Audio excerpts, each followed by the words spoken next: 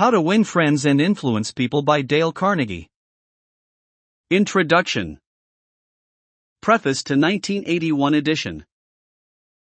How to Win Friends and Influence People was first published in 1937 in an edition of only 5,000 copies. Neither Dale Carnegie nor the publishers, Simon & Schuster, anticipated more than this modest sale. To their amazement, the book became an overnight sensation, and edition after edition rolled off the presses to keep up with the increasing public demand. How to Win Friends and Influence People took its place in publishing history as one of the all-time international bestsellers. It touched a nerve and filled a human need that was more than a faddish phenomenon of post-Depression days, as evidenced by its continued and uninterrupted sales into the 80s, almost half a century later. Dale Carnegie used to say that it was easier to make $1 million than to put a phrase into the English language. How to Win Friends and Influence People became such a phrase, quoted, paraphrased, parodied, used in innumerable contexts, from political cartoons to novels. The book itself was translated into almost every known written language. Each generation has discovered it anew and has found it relevant. Which brings us to the logical question, why revise a book that has proven and continues to prove its vigorous and universal appeal? Why tamper with success? To answer that, we must realize that Dale Carnegie himself was a tireless reviser of his own work during his lifetime. How to Win Friends and Influence People was written to be used as a textbook for his courses in effective speaking and human relations and is still used in those courses today. Until his death in 1955, he constantly improved and revised the course itself to make it applicable to the evolving needs of an ever-growing public. No one was more sensitive to the changing currents of present-day life than Dale Carnegie. He constantly improved and refined his methods of teaching. He updated his book on effective speaking several times. Had he lived longer, he himself would have revised How to Win Friends and Influence People to better reflect the changes that have taken place in the world since the 30s. Many of the names of prominent people in the book, well known at the time of first publication, are no longer recognized by many of today's readers. Certain examples and phrases seem as quaint and dated in our social climate as those in a Victorian novel. The important message and overall impact of the book is weakened to that extent. Our purpose, therefore, in this revision is to clarify and strengthen the book for a modern reader without tampering with the content. We have not changed How to Win Friends and Influence People except to make a few excisions and add a few more contemporary examples. The brash, breezy Carnegie style is intact, even the 30s slang is still there. Dale Carnegie wrote as he spoke, in an intensively exuberant, colloquial, conversational manner. So his voice still speaks as forcefully as ever, in the book and in his work. Thousands of people all over the world are being trained in Carnegie courses in increasing numbers each year. And other thousands are reading and studying How to Win Friends and Influence People and being inspired to use its principles to better their lives. To all of them we offer this revision in the spirit of the honing and polishing of a finely made tool. Dorothy Carnegie. Mrs. Dale Carnegie. How this book was written and why by Dale Carnegie. During the first 35 years of the 20th century, the publishing houses of America printed more than 1/5 different books. Most of them were deadly dull, and many were financial failures. Many, did I say? The president of one of the largest publishing houses in the world confessed to me that his company, after 75 years of publishing experience, still lost money on 7 out of every 8 books it published. Why, then, did I have the temerity to write another book? And, after I had written it, why should you bother to read it? Fair questions, both, and I'll try to answer them. I have, since 1912, been conducting educational courses for business and professional men and women in New York. At first, I conducted courses in public speaking only, courses designed to train adults, by actual experience, to think on their feet and express their ideas with more clarity, more effectiveness and more poise, both in business interviews and before groups. But gradually, as the seasons passed, I realized that as sorely as these adults needed training in effective speaking, they needed still more training in the fine art of getting along with people in everyday business and social contacts. I also gradually realized that I was sorely in need of such training myself. As I look back across the years, I am appalled at my own frequent lack of finesse and understanding. How I wish a book such as this had been placed in my hands 20 years ago. What a priceless boon it would have been. Dealing with people is probably the biggest problem you face, especially if you are in business. Yes, and that is also true if you are a housewife, architect, or engineer. Research done a few years ago under the auspices of the Carnegie Foundation for the Advancement of Teaching uncovered a most important and significant fact, a fact later confirmed by additional studies made at the Carnegie Institute of Technology.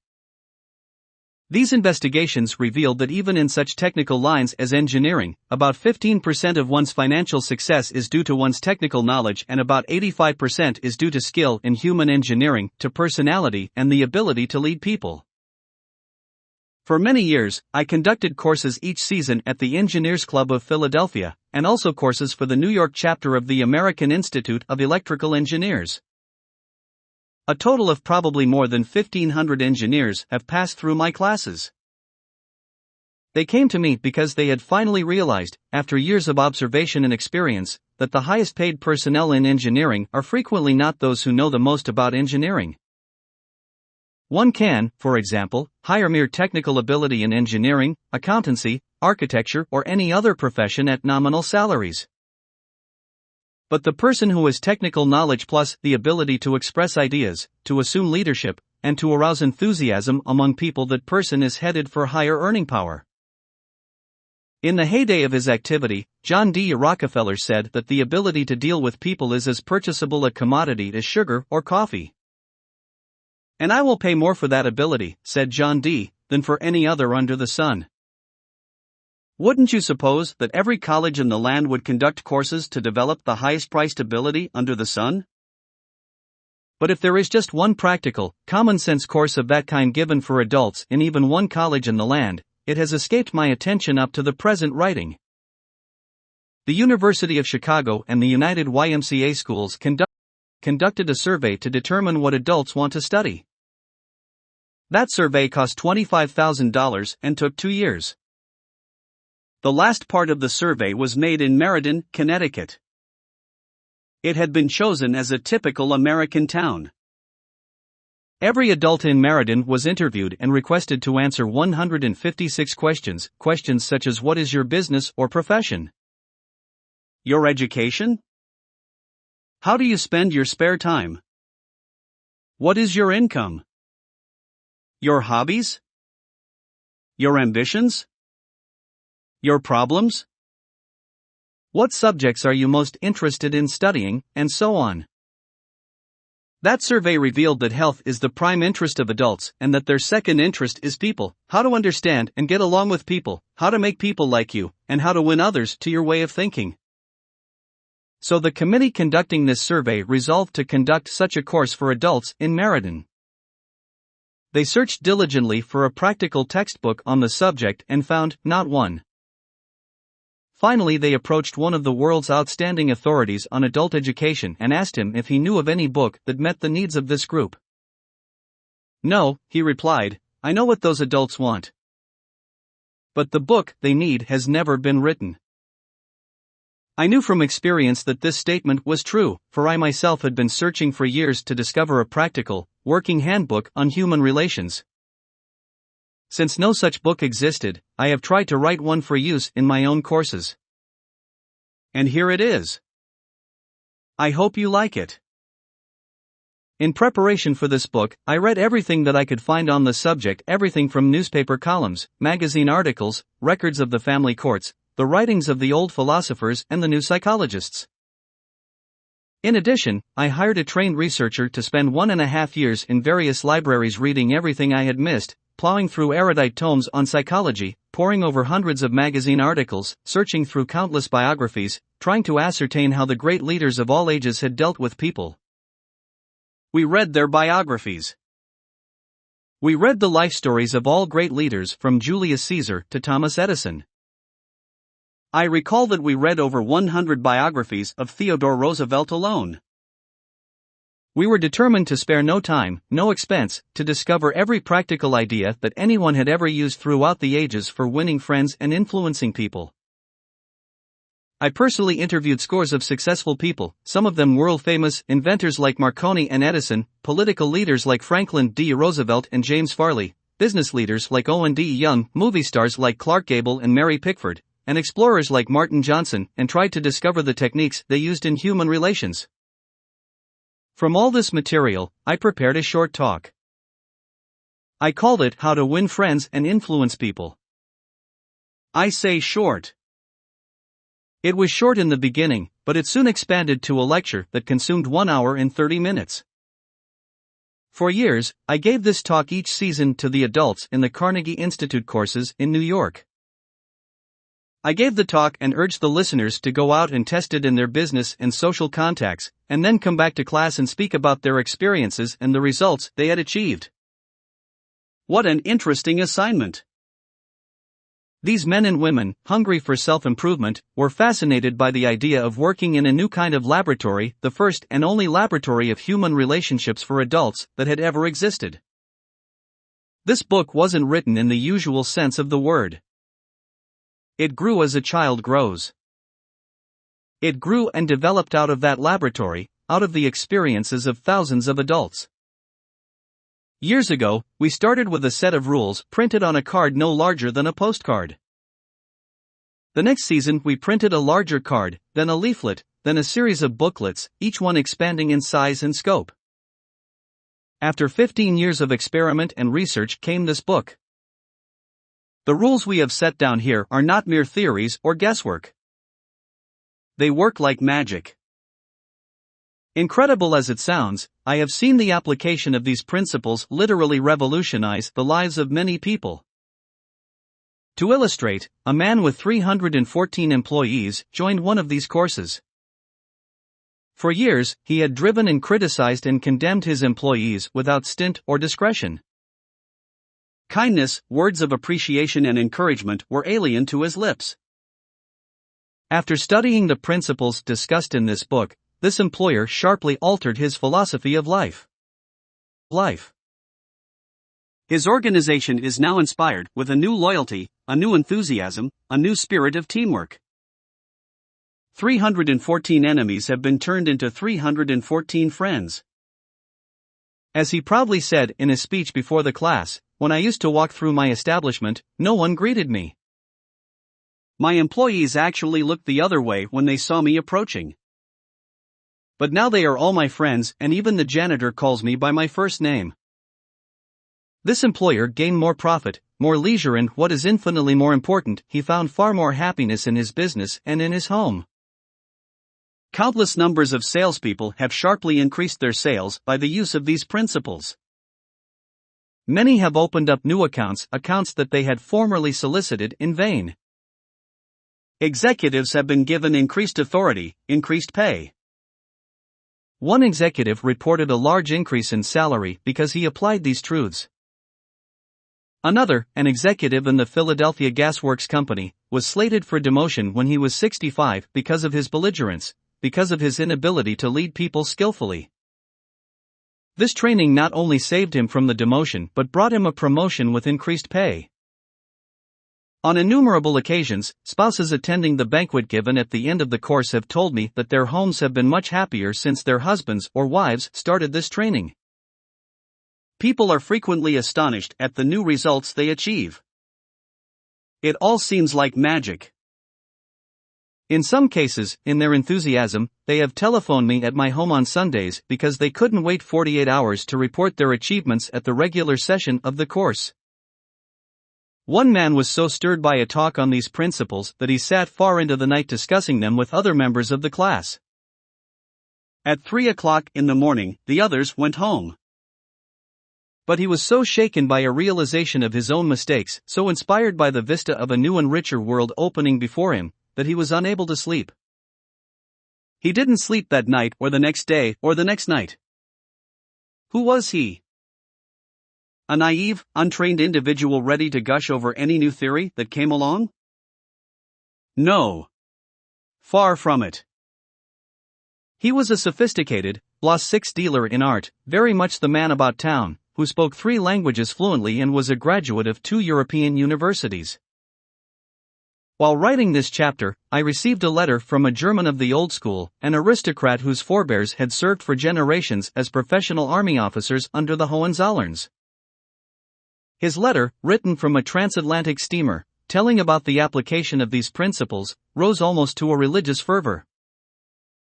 Another man, an old New Yorker, a Harvard graduate, a wealthy man, the owner of a large carpet factory, declared he had learned more in 14 weeks through this system of training about the fine art of influencing people than he had learned about the same subject during his 4 years in college.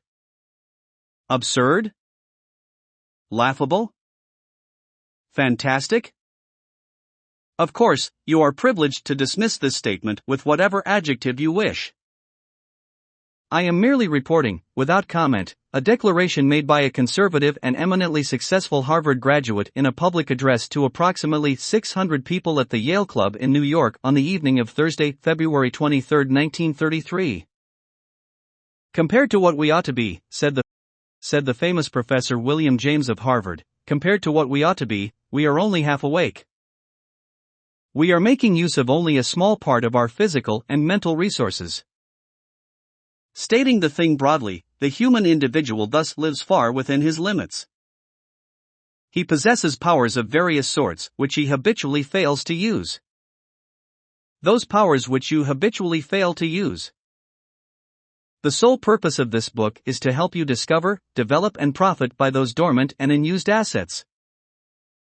Education, said Dr. John G. Hibben, former president of Princeton University, is the ability to meet life's situations.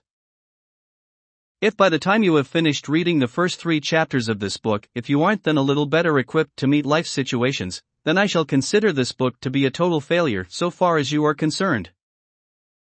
For the great aim of education, said Herbert Spencer, is not knowledge but action. And this is an action book. Dale Carnegie, 1936. 9 suggestions to get the most out of this book. 1. If you wish to get the most out of this book, there is one indispensable requirement, one essential infinitely more important than any rule or technique. Unless you have this one fundamental requisite, 1,000 rules on how to study will avail little. And if you do have this cardinal endowment, then you can achieve wonders without reading any suggestions for getting the most out of a book. What is this magic requirement? Just this, a deep, driving desire to learn, a vigorous determination to increase your ability to deal with people. How can you develop such an urge? By constantly reminding yourself how important these principles are to you. Picture to yourself how their mastery will aid you in leading a richer, fuller, happier, and more fulfilling life. Say to yourself over and over, my popularity, my happiness, and sense of worth depend to no small extent upon my skill in dealing with people. 2. Read each chapter rapidly at first to get a bird's-eye view of it. You will probably be tempted then to rush on to the next one. But don't unless you are reading merely for entertainment. But if you are reading because you want to increase your skill in human relations, then go back and reread each chapter thoroughly. In the long run, this will mean saving time and getting results. 3. Stop frequently in your reading to think over what you are reading. Ask yourself just how and when you can apply each suggestion. 4. Read with a crayon, pencil, pen, magic marker or highlighter in your hand. When you come across a suggestion that you feel you can use, draw a line beside it. If it is a 4-star suggestion, then underscore every sentence or highlight it, or mark it with marking and underscoring a book makes it more interesting and far easier to review rapidly. 5. I knew a woman who had been office manager for a large insurance concern for 15 years. Every month, she read all the insurance contracts her company had issued that month. Yes, she read many of the same contracts over month after month, year after year. Why? Because experience had taught her that that was the only way she could keep their provisions clearly in mind. I once spent almost 2 years writing a book on public speaking, and yet I found I had to keep going back over it from time to time in order to remember what I had written in my own book. The rapidity with which we forget is astonishing. So, if you want to get a real, lasting benefit out of this book, don't imagine that skimming through it once will suffice. After reading it thoroughly, you ought to spend a few hours reviewing it every month. Keep it on your desk in front of you every day. Glance through it often. Keep constantly impressing yourself with the rich possibilities for improvement that still lie in the offing. Remember that the use of these principles can be made habitual only by a constant and vigorous campaign of review and application. There is no other way. 6. Bernard Shaw once remarked, "If you teach a man anything, he will never learn." Shaw was right. Learning is an active process. We learn by doing. So, if you desire to master the principles you are studying in this book, do something about them. Apply these rules at every opportunity. If you don't, you will forget them quickly. Only knowledge that is used sticks in your mind. You will probably find it difficult to apply these suggestions all the time. I know, because I wrote the book, and yet frequently I found it difficult to apply everything I advocated. For example, when you are displeased, it is much easier to criticize and condemn than it is to try to understand the other person's viewpoint. It is frequently easier to find fault than to find praise. It is more natural to talk about what you want than to talk about what the other person wants, and so on. So, as you read this book, remember that you are not merely trying to acquire information. You are attempting to form new habits. Ah yes, you are attempting a new way of life. That will require time and persistence and daily application. So refer to these pages often. Regard this as a working handbook on human relations, and whenever you are confronted with some specific problem, such as handling a child, winning your spouse to your way of thinking, or satisfying an irritated customer, hesitate about doing the natural thing, the impulsive thing. This is usually wrong. Instead, turn to these pages and review the paragraphs you have underscored. Then try these new ways and watch them achieve magic for you. 7. Offer your spouse, your child, or some business associate a dime or a dollar every time he or she catches you violating a certain principle. Make a lively game out of mastering these rules. 8. The president of an important Wall Street bank once described, in a talk before one of my classes, a highly efficient system he used for self-improvement. This man had little formal schooling, yet he had become one of the most important financiers in America, and he confessed that he owed most of his success to the constant application of his homemade system. This is what he does. I'll put it in his own words as accurately as I can remember. For years I have kept an engagement book showing all the appointments I had during the day. My family never made any plans for me on Saturday night, for the family knew that I devoted a part of each Saturday evening to the illuminating process of self-examination and review and appraisal. After dinner I went off by myself, opened my engagement book, and thought over all the interviews, discussions and meetings that had taken place during the week.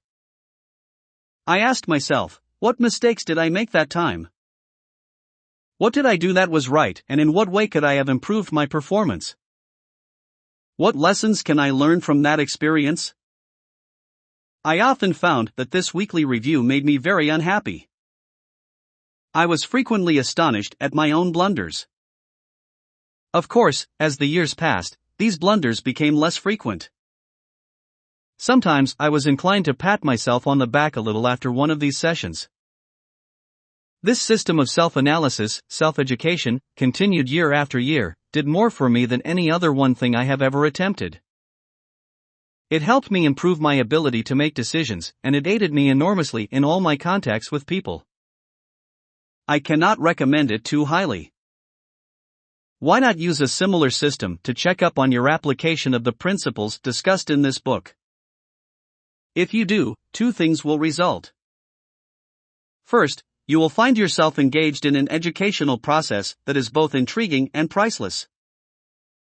Second, you will find that your ability to meet and deal with people will grow enormously. 9. You will find at the end of this book several blank pages on which you should record your triumphs in the application of these principles. Be specific. Give names, dates, results. Keeping such a record will inspire you to greater efforts, and how fascinating these entries will be when you chance upon them some evening years from now. In order to get the most out of this book, develop a deep, driving desire to master the principles of human relations. B. Or read each chapter twice before going on to the next one. C. As you read, stop frequently to ask yourself how you can apply each suggestion. D. Underscore each important idea. E. Review this book each month. F. Apply these principles at every opportunity. Use this volume as a working handbook to help you solve your daily problems. G. Make a lively game out of your learning by offering some friend a dime or $1 every time he or she catches you violating one of these principles. H. Check up each week on the progress you are making. Ask yourself what mistakes you have made, what improvement, what lessons you have learned for the future. I. Keep notes in the back of this book showing how and when you have applied these principles.